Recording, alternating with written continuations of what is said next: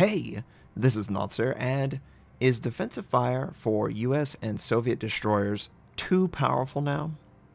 I've been considering this question since the patch came out. Anyone who doesn't know, Soviet and American destroyers that can equip defensive fire got a buff. The skill now provides 4 times the damage multiplier on your AA defensive systems versus 3 times, which is the normal skill, and that is what is on pretty much every cruiser, or can be on every cruiser. What this ends up doing is it's kind of irrelevant what build you're using for your DD. You will absolutely wreck every single aircraft that tries to attack you. A perfect example of this is the Kid. It has my Fletcher Commander, my Fletcher, my Gearing, my Benson.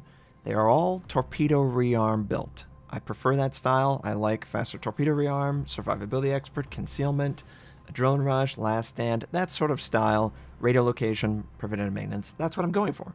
Now, clearly my commander isn't there yet. You don't see the radio location indicator. The survivability expert is certainly not on, and I don't have adrenaline rush. Shockingly, I, as many of you, have a life, and I can't dedicate it to grinding out all these commanders and min-maxing everything to the nth degree. I just can't do that. So I work with what I have. And my goal has always been for the channel, hey, you don't need to have the best possible build as long as you have the best knowledge for the situation. You can overcome a hell of a lot of issues with the game. And this is the worst case scenario. I have no AA invested skills whatsoever. No signal flags, no commander skills, no modules, and it's a tier 10 aircraft carrier intent on destroying me with dive bombers and torpedo. And I'm just focusing the torpedoes. Obviously, the torpedoes are the bigger threat to any ship. You should see my Grozovoy, who has a 65 AA defense rating. 4 times that sucker. Everything's wiped out, even faster. Now, as a destroyer main, I'm completely fine with this. I see so many destroyers wrecked at the beginning of the match, or at the intermediate part of the match, or the late stages of the match, by aircraft carriers. Their ability to keep you detected is broken. It's straight up, they can just hover over you, and there's nothing you can do most of the time. Obviously, not anymore with defensive fire, but previously, you just had no solution. Japanese destroyers, German destroyers, they don't have a solution. They're just going to get hovered over for the entire time of the game. And, you know, for the Germans, cool. The Germans dominate the objective with hydroacoustic, with the fast torpedo rearm. I get it, that's cool. But for the Japanese, did the Japanese really need to be just bad at everything? Do they really need to be bad at everything? I see people saying, hey, they should give the Akizuki this. Absolutely. Why not? The Akizuki is the AA platform for the Japanese. Of course they should. It's the only ship they have.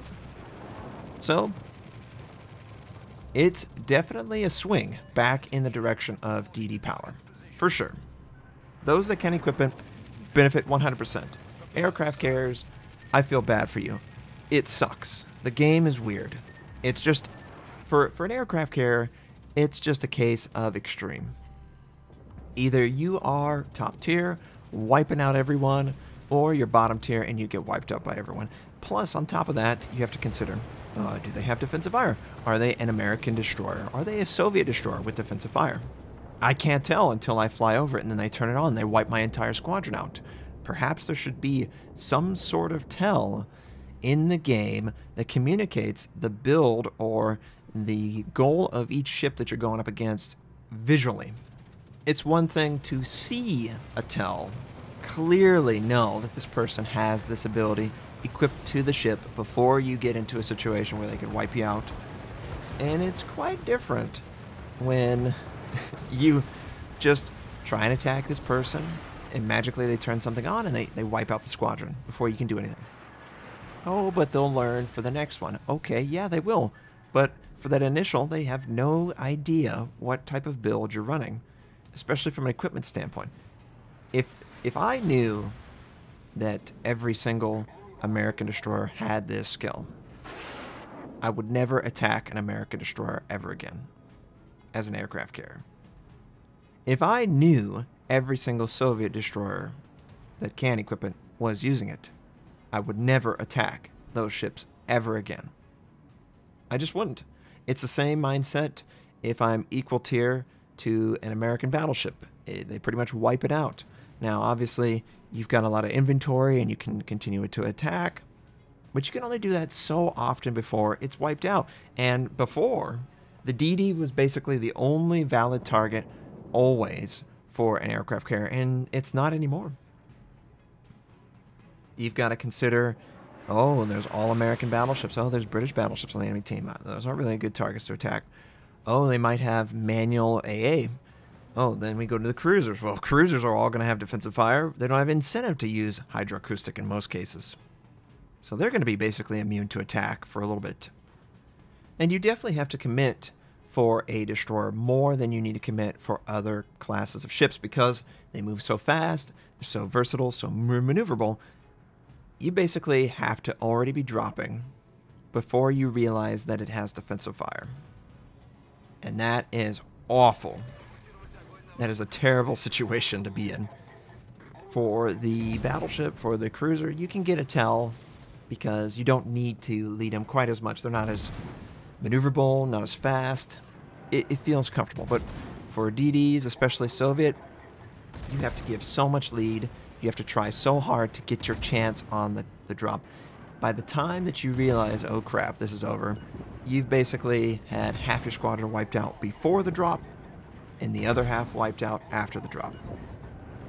And then you have to rearm. And you can only do that probably 2 or 3 more times and they're all gone. So it's just a really weird situation. I think it just continues to punish aircraft carriers in different ways. The solution is very, very volatile, and I hope that there's something that Wargaming is planning to make sure that the aircraft carrier has a chance to do some chip damage in the future, even to a DD, but it doesn't wipe it out. You know, the whole wipeout scenario is what Wargaming has always tried to remove from the game. That's why the Japanese destroyers are weak, because their torpedoes literally one-shot DDs and 2-shot cruisers. And they feel like a single torpedo should not have the ability to 100-0 a target. Well, guess what? That's basically what happens with aircraft carriers against DDs. That's not fun either. But if we were in a world where there was more chip damage and you had multiple attack runs that had to occur and it wasn't so all or nothing, I think people would be more receptive to the idea that the aircraft carrier should be successful, only to a certain point. You know, these squadron drops, honestly, they don't make sense historically. I can't really think of a case where, you know, 6 or 7 aircraft would attack all in a line against a ship or anything like that. That seems ridiculous.